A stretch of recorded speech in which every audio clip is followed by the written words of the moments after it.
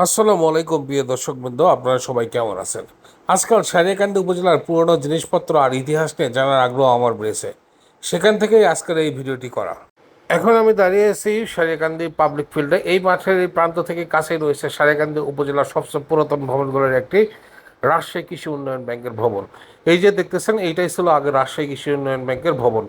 অনেকের ধারণা এই বিল্ডিংটি ব্রিটিশ আমল থেকেই ব্যাংক হিসেবে ব্যবহৃত হইতো, তবে অনেকে আবার বলে ব্রিটিশ আমলে এই ভবনটিতে নীল চাষিদের নিয়ে এসে নির্যাতন করা হইতো। পরবর্তীতে মুক্তিযুদ্ধের পরে এখানে রাজশাহী কৃষি উন্নয়ন ব্যাংকের শাখা হিসেবে গড়ে তোলা হয়। এই ঘটনা আসলে কতটুকু সত্য এটা আমরা জানি না।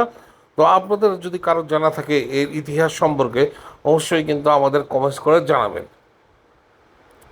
আমরা এই জায়গা জমি সংক্রান্ত সেনসিটিভ বিষয়ে যাচ্ছি না, তবে এই ভিডিওটি কেবল আমার নিজের জন্য বানানো। যদি এখানে কোনো ভুল ত্রুটি হয়ে থাকে তবে ক্ষমা সুন্দর দৃষ্টিতে দেখবেন।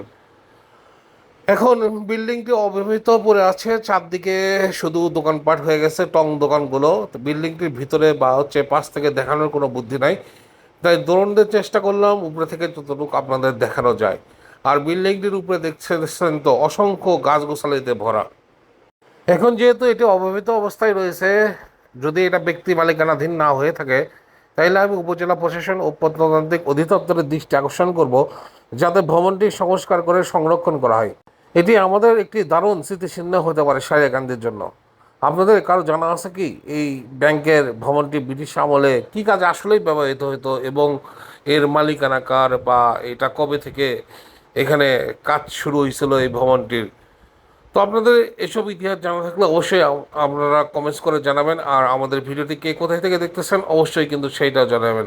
আর আমাদের ভিডিওটি কেমন লাগলো অবশ্যই জানাবেন।